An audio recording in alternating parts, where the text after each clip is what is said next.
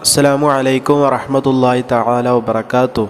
अल्लाहुम्मा सल्लि अला सय्यिदिना मुहम्मदिनिल Fatih lima उग़लिक़ वल ख़ातिमि लिमा सबक़ नासिरिल हक़्क़ि बिल हक़्क़ि वल हादी इला सिरातिकल मुस्तक़ीम व अला आलिहि हक़्क़ क़द्रिहि व मिक़്दारिहिल अज़ീം। പല സഹോദരിമാരും കമൻറ്റ് ബോക്സിലൂടെ കമൻറ്റ് ചെയ്യുന്ന അവരുടെ വളരെ പ്രധാനപ്പെട്ട ഒരു പരാതിയാണ്, അല്ലെങ്കിൽ അവർ പലപ്പോഴും ദുആ കൊണ്ട് വസിയ്യത്ത് ചെയ്യുന്ന ഒരു പ്രധാനപ്പെട്ട ദുആ വസിയ്യത്താണ് തൻ്റെ ഭർത്താവ് തന്നോട് സ്നേഹത്തിലാകാൻ.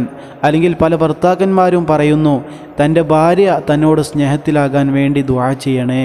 ഇൻഷാ അല്ലാഹ് ഇതിന് നിങ്ങളെല്ലാവരെയും സഹായിക്കുന്ന, അഥവാ ഭാര്യയ്ക്ക് ഭർത്താവിനോടും ഭർത്താവിന് ഭാര്യയോടും പരസ്പര സ്നേഹമുണ്ടാകാൻ നിങ്ങളെ സഹായിക്കുന്ന ഒരു പരിശുദ്ധമായ നാമമാണ് ഇൻഷാ അല്ലാഹ് ഈ വീഡിയോയിലൂടെ നിങ്ങളുമായി പങ്കുവെക്കുന്നത്.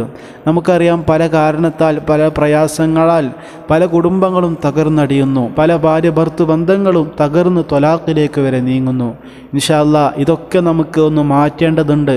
ഈ ത്വലാഖിൽ നിന്ന് നമുക്ക് രക്ഷ ലഭിക്കേണ്ടതുണ്ട്. അല്ലാഹു സുബ്ഹാനഹു വ തആലയ്ക്ക് ഹലാലായ കാര്യങ്ങളിൽ ഏറ്റവും മഹ്റഹായ ഏറ്റവും വെറുപ്പുള്ള ഒരു കാര്യമാണ് ത്വലാഖ് എന്നുള്ളത്. അല്ലെങ്കിൽ ഒരു ഭാര്യ ഭർത്താക്കന്മാർ പരസ്പരമുള്ള ആ ഒരു ഫുർഖത്ത്, അവർ പരസ്പരം വേർപിരിയുക എന്നുള്ളത്. അപ്പോൾ ഇൻഷാ അല്ലാഹ് ഇതൊക്കെ നമ്മൾ മാറ്റി, നമ്മൾ പല കാരണങ്ങളാൽ ഒരു പക്ഷേ ഭാര്യ ഭർത്താക്കന്മാർ പ്രയാസങ്ങൾ ഉണ്ടായേക്കാം, അല്ലെങ്കിൽ പല കാരണങ്ങളാൽ അവർ വിയോജിപ്പുണ്ടായേക്കാം.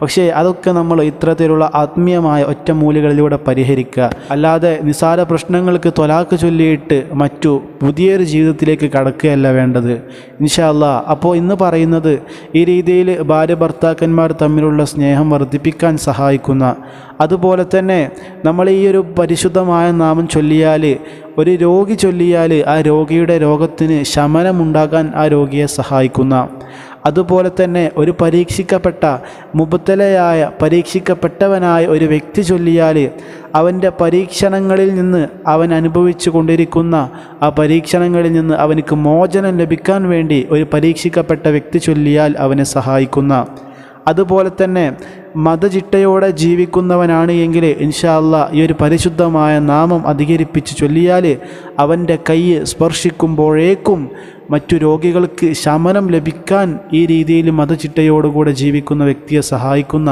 ഈ രീതിയിലും മറ്റു ഒരുപാട് മഹത്വങ്ങൾ ഉൾക്കൊള്ളുന്ന ഒരു നാമത്തെക്കുറിച്ചാണ് ഇൻഷാ അല്ലാഹ് ഈ വീഡിയോയിലൂടെ പറയുന്നത്. ആ നാമം അള്ളാഹുവിൻ്റെ പരിശുദ്ധ നാമമായ യാ നാഫിഉ യാ അല്ലാഹ് എന്ന നാമമാണ്. യാ നാഫിഉ യാ അല്ലാഹ്, ഉപകാരം ചെയ്യുന്നവനെ എന്നാണ്. ഇൻഷാ അല്ലാഹ് ഉപകാരം ചെയ്യുന്നവനെ എന്ന അർത്ഥം ചിന്തിച്ചുകൊണ്ട് ഈ ഒരു പരിശുദ്ധമായ നാമം നമ്മൾ പതിവാക്കിയാൽ ഈ പറഞ്ഞ മഹത്വങ്ങളൊക്കെ ഇൻഷാ അല്ലാഹ് നമ്മുടെ ജീവിതത്തിൽ നമുക്ക് നേടിയെടുക്കാൻ സാധിക്കും. ഒരു ഭർത്താവ് തൻ്റെ ഭാര്യയുമായിട്ട് ബന്ധപ്പെടുന്നതിൻ്റെ മുമ്പേ, തൻ്റെ ഭാര്യയുമായിട്ട് ജിമാഅ് ചെയ്യുന്നതിൻ്റെ മുമ്പ് ആ ഒരു സമയത്ത് ഇൻഷാ അല്ലാഹ് ഈ ദിക്ർ അധികരിപ്പിച്ച് ചൊല്ലുക. തൻ്റെ ഭാര്യയുമായി ബന്ധപ്പെടുമ്പോൾ ഈ ദിക്ർ ഇൻഷാ അല്ലാഹ് യാ നാഫിഉ യാ നാഫിഉ യാ നാഫിഉ എന്ന് ഇങ്ങനെ അധികരിപ്പിച്ച് ചൊല്ലുക. എന്നാൽ ഇൻഷാ അല്ലാഹ് ഭാര്യ അവനെ കൂടുതൽ സ്നേഹിക്കുന്നതാണ്. അതുപോലെ തന്നെ ഒരു രോഗി തൻ്റെ രോഗം ശമിക്കണം, തൻ്റെ രോഗത്തിന് ശിഫാവ് ലഭിക്കണമെന്ന ആഗ്രഹത്തോടു കൂടെ ഇൻഷാ അല്ലാഹ് ഈ ഒരു ഇസ്മ അധികരിപ്പിച്ചാൽ, ഈ ഒരു ഇസ്മ ചൊല്ലിയാൽ ഇൻഷാ അല്ലാഹ് അവനക്ക് ശിഫാവ് ലഭിക്കുന്നതാണ്. അതുപോലെ നമ്മൾ മുമ്പ് പറഞ്ഞ മഹത്വങ്ങളൊക്കെ അങ്ങനെ തന്നെ. ഇൻഷാ അല്ലാഹ് പറഞ്ഞു വന്നത്, ഇത് സാധിക്കുന്നവരൊക്കെ പതിവാക്കാൻ വേണ്ടി ശ്രമിക്കുക. പ്രത്യേകിച്ച് ഈ തരത്തിലുള്ള ആവശ്യങ്ങളുള്ളവരെല്ലാം ഇൻഷാ അല്ലാഹ് അല്ലാഹു സുബ്ഹാനഹു വ തആല നമ്മുടെ പ്രയാസങ്ങളെല്ലാം നീക്കി സന്തോഷത്തോടു കൂടെയും റാഹത്തോടു കൂടെയുമുള്ള ഒരു ജീവിതം നൽകി അനുഗ്രഹിക്കട്ടെ. ആമീൻ യാ റബ്ബൽ ആലമീൻ. ഇതുപോലെയുള്ള വ്യത്യസ്തമായ അള്ളാഹുവിൻ്റെ പരിശുദ്ധമായ അസ്മാവുകളെക്കുറിച്ചും മറ്റു മഹത്വങ്ങൾ ഉൾക്കൊള്ളുന്ന അദ്കാർ അദ്ഇയത്തുകളെക്കുറിച്ചുമുള്ള വീഡിയോകളുമായിട്ട് തുടർന്നുള്ള വീഡിയോകളിൽ കണ്ടുമുട്ടാം. ഈ പാപിക്കും നിങ്ങളുടെ വിലയേറിയ ദുആകളിൽ ഒരിടം തരണേ എന്ന ദുആ വസിയ്യത്തോടുകൂടെ അസ്സലാമു അലൈക്കും വറഹ്മത്തുള്ളാഹി തആല വബറകാതുഹു.